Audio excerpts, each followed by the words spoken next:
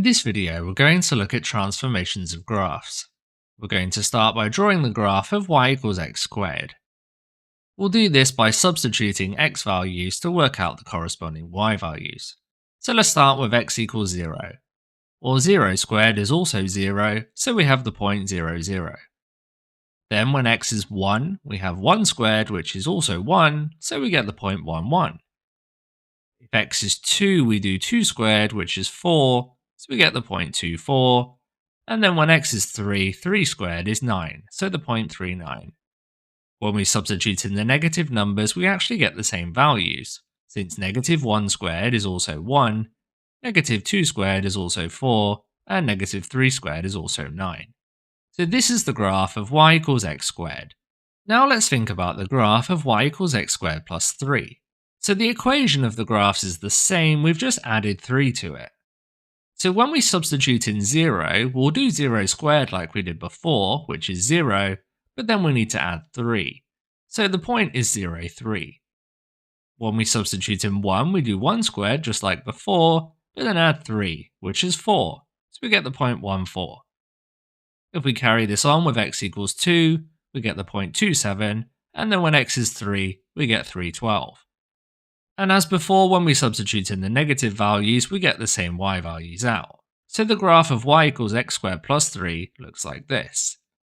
Notice how the point 0, 0 moved up 3 units to the point 0, 3.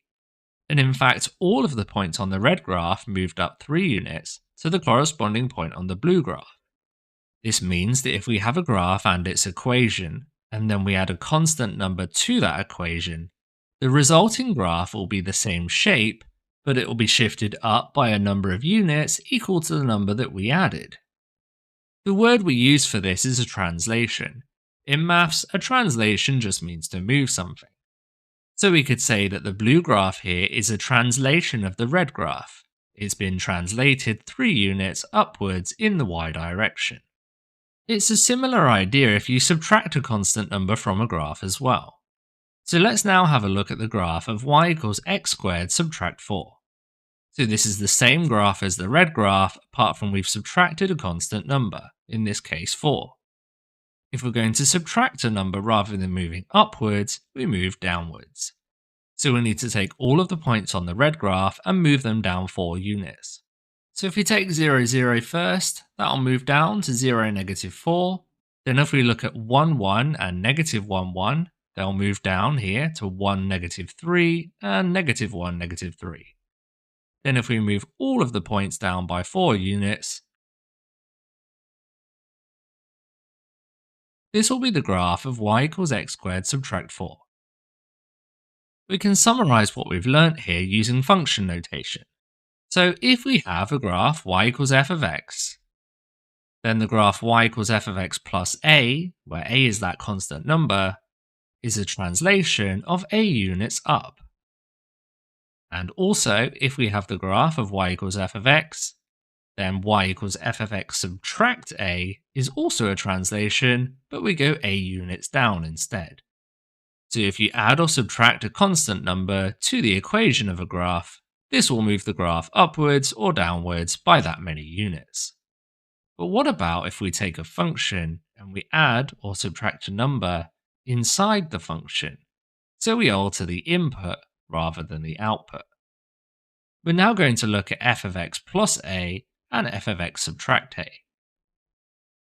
Let's go back to our original graph of y equals x squared, which looked like this. If we were to write this as a function, we would say f of x equals x squared.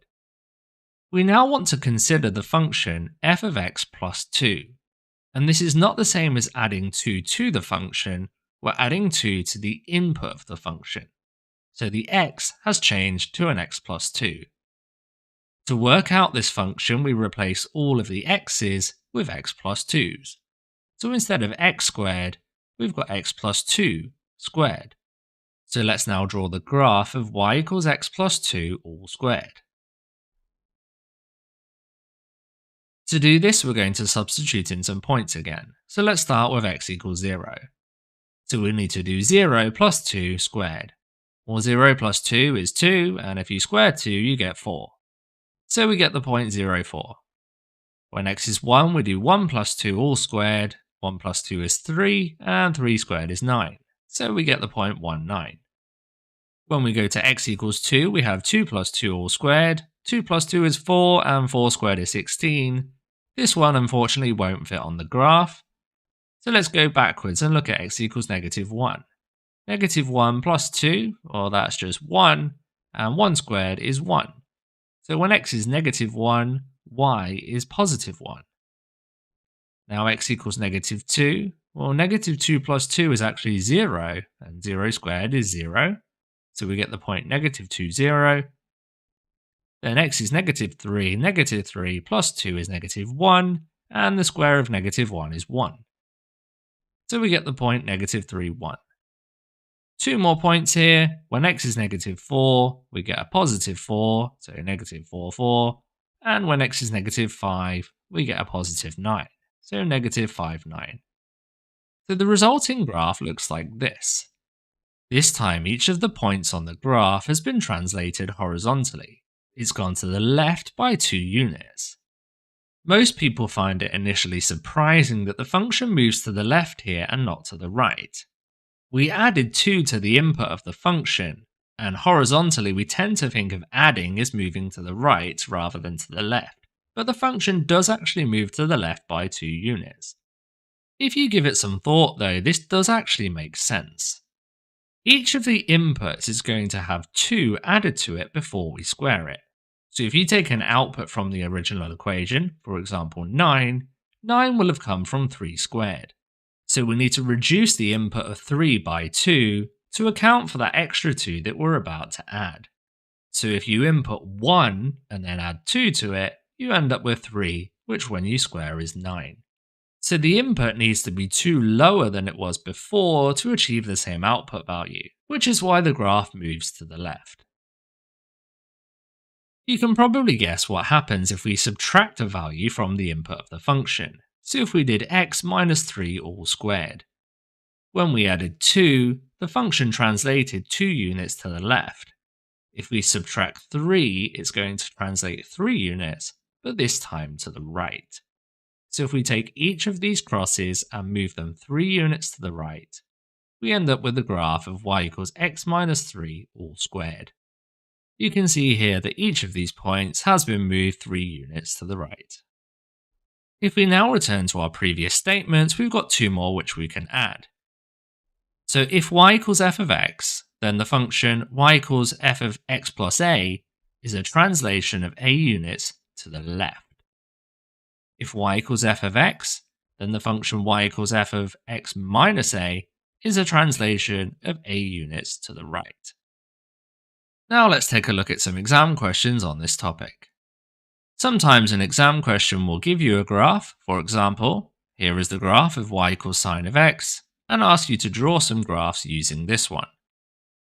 So we might be asked to sketch the graph of y equals sine of x plus 2 for x values between 0 and 360 degrees. You can think of the original graph, the red one, as y equals f of x. In which case this graph must be y equals f of x plus 2. Since it's the same graph, we've just added 2 to the function. We know that when we add 2 to a function, we translate the graph vertically and it goes up by 2 units. So all we need to do is mark on all of the key points of the original graph and then move each of these points up 2 units. So the point at 0, 0 here will go up to 0, 2. The point that's at 91 will go up to 93. The one that's at 180, 0 will go up to 182. 270 negative 1 will go up to 270 positive 1, and 360, 0 becomes 362. We can now connect up these points with that nice smooth curve, and this is the graph of y equals sine of x plus 2. What about if we were asked to sketch this graph? Y equals sine of x minus 1. So if y equals sine of x is the f of x, this is f of x minus 1, since we've just subtracted 1 from that function.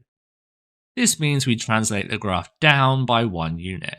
So if we take those key points again, and move all of those points down by 1 unit, we'll find the resulting graph.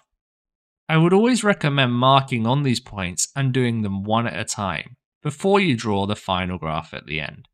So something like this. Let's have a look at some more examples on this graph. So what if we were asked to sketch the graph of y equals sine of x plus 90? This time we're talking about changing the input of the function. The input x has been changed to x plus 90, so we have f of x plus 90. We know that when we add a number inside the function, it seems to do the opposite of what we might normally expect. So instead of moving to the right 90, we're going to move to the left 90. Let's take all of these key points and move them to the left 90. So this point here, 0, 0, will move to negative 90, 0. But I don't actually need this point because it asks me to sketch values from 0 to 360, so we can remove that one. The point at the top at 91 will move across to 0, 1. Then 180, 0 will move to 90, 0. 270, negative 1 will become 180, negative 1. And 360, 0 will become 270, 0. So we end up with this graph here. Now we haven't actually finished because we need to go all the way up to 360. So if we imagine continuing the red graph like this, then this point here would move to the left 90 degrees. So we should draw in this bit as well. And that would be the completed graph of y equals sine of x plus 90. What about if we did the graph of y equals sine of x minus 45? In this one we've also changed the input, but we've subtracted a number. So this is f of x minus 45. When we subtract a number inside the input of the function, we're going to move the function right. So we need to go right 45 degrees. So if we now mark on all of the points of the original function, and we're going to move those right 45 degrees, 45 is half of 90, so we need to go to the right 1 square for each of these. Now you can see the final point goes beyond 360, so we don't need that one. And if we connect up these points with a nice wave shape, we end up with this graph here. So this is the graph of y equals sine of x minus 45. Sometimes you could be asked to do more than one transformation in the same question. So let's take a set of axes, and here is the function y equals f of x, which looks like this. Notice this time we haven't been given the equation of the function, we've just been told it's f of x. A question could ask us to sketch the graph of y equals f of x plus 1 and then subtract 3. This plus 1 here is inside the input, so this is going to translate the function in the horizontal direction. It does the opposite of what we expect, so when we add 1, we actually move to the left 1 unit. So this tells us to move 1 left, and this negative 3 here is outside of the function, so it means we're going to move in the y direction, and it's going to go down 3 since it's negative. So all we need to do with this function is move it 1 left and down 3. So what we want to do is mark on some of the key points from the original function, preferably ones that have integer values. So these ones here. Then once we've marked on all of these key points, we're going to move that whole function to the left 1 unit, and then down 3. So this would be the resulting function of f of x plus 1 subtract 3. So far we've learnt about 4 different transformations. You know how to translate a graph upwards, downwards, to the left, and to the right. But there are 2 more transformations that you need to know about, and we're going to look at those now. Let's consider the graph of y equals 2x minus 4. That would be a straight line that looks like this. So if we said that this was our function, f of x equals 2x minus 4, we're now going to consider the function minus f of x. If you put a minus in front of a function here, you're multiplying it by negative 1. So we need to take the original function, and then multiply this by negative 1. So negative 1 lots of 2x subtract 4.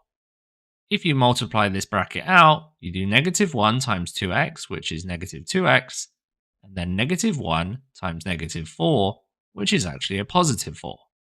So the graph of negative f of x is negative 2x plus 4. Notice how this is the same as the original function, just all of the signs have changed. So instead of positive 2x, negative 2x. Instead of negative 4, positive 4. Let's now draw the graph of y equals negative 2x plus 4. That graph would look like this. If you look closely at this, you can see that to get the blue graph from the red graph, we've just reflected it in the x-axis. So if we take a point on the original one, 1, negative 2, this has been reflected up to 1, positive 2. If we take another point above the axis, like 4, 4, this has been reflected in the x-axis down to 4, negative 4. This makes sense based on what we said earlier. The functions are exactly the same apart from the signs are different. So when you input a value, you get exactly the same output value apart from the sign has been changed. So if you ever have the function negative f of x, it's a reflection in the x-axis. And you can do this by moving all of the points that are below the x-axis the same distance above, and all of the points that are above the same distance below. Now we've just one more type of function to look at. This time the negative is not going to be applied to the whole function, but just to the input, so f of negative x. To do f of negative x, we take the original function, which was 2x minus 4, but we replace all of the x's with negative x, like this. If you expanded this out, we do 2 times negative x, which is negative 2x, and then the negative 4 remains unchanged. So if I draw on the graph for you of negative 2x subtract 4, it looks like this. This time the graph has been reflected in the y-axis rather than the x-axis. You can see this because if we take a point on the original graph, like 3, 2, this has been reflected in the y-axis across to negative 3, 2.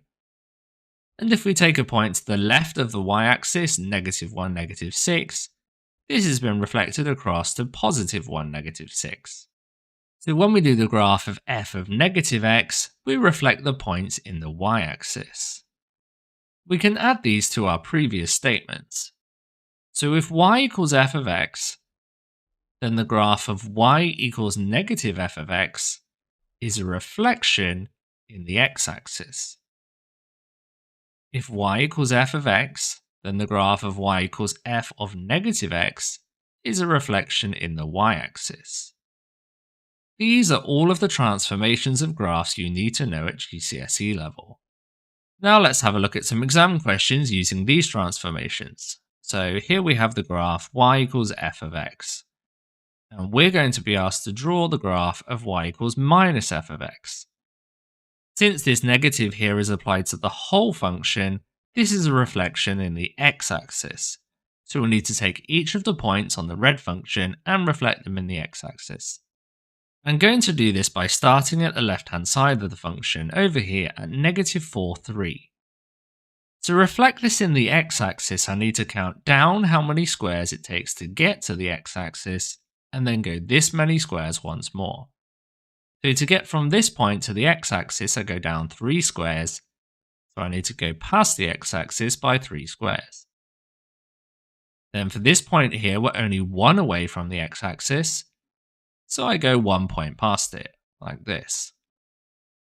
Now this point here is quite interesting because it's on the x-axis. If we reflect in the x-axis, then this point won't change. This point here is 1 square below, so it'll move 1 square above. This point here is on the axis once again, so it won't change. This point here is 2 above, so it'll go 2 below. This one here is 3 above, so it'll go 3 below. This one here is almost 1 square above, so it'll go almost 1 square below. This one's on the x-axis, so it will remain unchanged. And this point here is 1 square below, so it'll go 1 square above. There's no rule that tells you how many of these points you need to do, but I would try and do all of the points that have integer valued coordinates and also all of the ones that are on the axis. So if we join these up with a smooth curve, we end up with this graph here, and that's the answer to the question. Now let's use this graph to do a second question. So this time we're going to sketch the graph of y equals f of negative x. The negative this time is on the input of the function, so we're going to reflect in the y-axis. This is really similar to what we did before, but we reflect in the y-axis instead. So let's start with this point here. But rather than going down, we go horizontally across 4 squares until we hit the y-axis. So we must go 4 squares past this point to here. Then for this point here, we're 3 squares away from the axis, so we go 3 squares across. This point down here is 1 square away from the y-axis, so 1 square across. This point here is on the axis, so it remains unchanged. This point here is 2 squares away from the axis, so we go 2 squares across. This one is 4, so we go 4 across. And this one all the way down here is 5 squares, so we go 5 squares across. If you join all of these up with a nice smooth curve like this, you end up with this is the answer to the question. Sometimes, rather than translating the whole graph, we only need to consider what happens to one of the coordinates. Let's have a look at one of these now. So here's the graph of y equals f of x. And we're told that the point A is on this graph and it's negative 1, 3. So that's this point here. The question might say the graph of y equals f of x is transformed to the graph y equals f of x plus 1 plus 2. We're told the point A is going to be mapped to point B under this transformation, and we need to work out the coordinates of point B. So if we look at this transformation here, we've got a plus 1 on the input of the function. We know this moves it left 1 unit. This plus 2 that's been added to the function moves it up 2 units. So all we need to do is take the point A and move it 1 left and 2 up, and that will be the point B. So we didn't need to translate the entire graph, we just did the point that we were interested in. So the coordinates of point B are negative 2, 5. Let's try a second example of this. So what if this time the function was y equals f of negative x plus 2?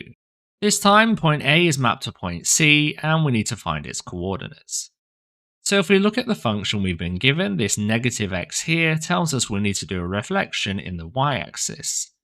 This plus 2 here tells us to move the graph up 2 units. Now for this function, it doesn't matter which order we apply these in, we'll still end up in the same place. So let's start by doing the reflection in the y-axis, and then move up 2. Notice how this would be exactly the same as if we moved up 2, and then reflected in the y-axis. We end up at the same point. So this must be the coordinates of C, which are at 1, 5. Sometimes the order in which you apply the transformations does matter. So for this question here, we're going to sketch the graph of y equals negative f of x plus 3. This negative here tells us to do a reflection in the x-axis, and this plus 3 tells us to move the graph up 3. But it will make a difference which order we apply these in. If we take the original graph and reflect it in the x-axis first, we end up with this graph here. And then if we move it up 3 units, this is the final position. So we have this graph here, or if we take the original graph but move it up 3 first, and then reflect it in the y-axis, we end up with this graph here. The reason we end up with 2 different answers here is because both of these transformations apply to the y direction. If you think about it, a reflection in the x-axis is happening in the y direction, and so is moving the graph 3 upwards. So we do need to take particular care in which order we apply these. The graph that's actually correct in this scenario is the purple one, so we should have done the reflection in the x-axis first.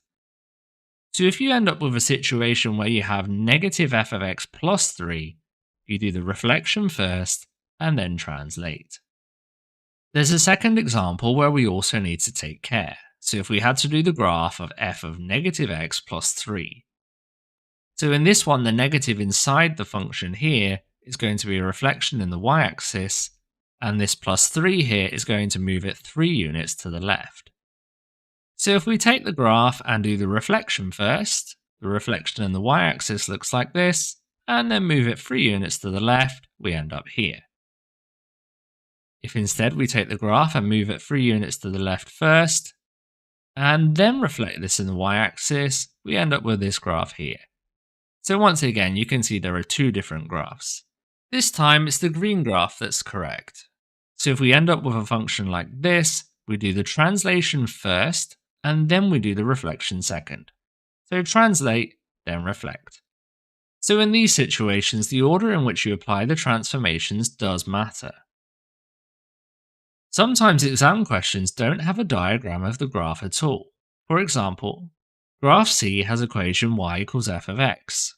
Graph C is transformed to give graph D. Graph D has the equation y equals f of x minus 4 minus 6. The point on graph C with coordinates 3, 1 is mapped to the point P. And we need to work out the coordinates of the point P. So we don't actually need the drawn graph to do this question. If we look at the resulting transformation here, we've got a negative 4 inside the input, which means 4 units to the right. And then we subtract 6 from the whole function, so this means to go down 6. So we can apply these two translations to the coordinate here. If we were to move this coordinate right 4, the x coordinate would increase by 4. So instead of being 3, it will go up to 7. If we move it down 6, the y coordinate will go down 6. So we do 1, subtract 6, which is negative 5. Let's try a second example like this. So this time we're going to have a different transformation, f of negative x plus 1. And we have the point 5, 9, which is going to be mapped to the point P. And we need to work out the coordinates of P again. So this time we have f of negative x, which is a reflection in the y-axis, and then plus 1, which is moving up 1. So we can just apply both of these to the coordinate 5, 9. If we're going to reflect in the y-axis, the y-coordinate remains unchanged, but the x-coordinate will take the opposite sign. So when the x-coordinate was originally 5, it will now become negative 5. Then we've got to do this translation, so we need to move up 1, which will mean the y-coordinate will increase by 1 from 9 to 10. Sometimes in exam questions, we don't need to deal with a graph or coordinates, we're just dealing with the function itself. So let's take a look at this one. Graph P has the equation y equals x squared minus 5. Graph P is reflected in the x-axis to give graph Q. We need to find the equation of graph Q. So in this one, graph P is reflected in the x-axis. We know this is the transformation y equals negative f of x. If you think of the original function as being y equals f of x, then we've got f of x equals x squared minus 5. If we're going to do negative f of x, we just take the original function, but apply a negative to it. So we have y equals negative x squared minus 5. If you expand out this bracket, you get y equals negative x squared, but then negative 1 times negative 5 is positive 5. So the equation of graph Q is negative x squared plus 5. Let's try another example like this. So graph P has the equation y equals x cubed plus 2x plus 1. Graph P is translated 3 units to the left to give graph Q. And we need to find the equation of graph Q. And we've been asked to give it in a particular form, y equals x cubed plus x squared plus bx plus c. So this time the transformation is a translation 3 units to the left. We know this is f of x plus 3 since it does the opposite of what you might expect. To do f of x plus 3, we're going to take this original function up here, but replace all of the x's with x plus 3's. So we end up with y equals, instead of x cubed, x plus 3 cubed, instead of 2x, 2 lots of x plus 3, and a plus 1 at the end. So we need to expand out all of this because they've asked for it in this particular form. When we expand out x plus 3 all cubed, this is x plus 3 times x plus 3 times x plus 3. So we have a triple bracket to expand here. I'm not going to go into detail about how you expand this triple bracket, that's a whole nother video. I'll put a link to that one in this video's description. But the result from the expansion would be y equals x cubed plus 9x squared plus 27x plus 27.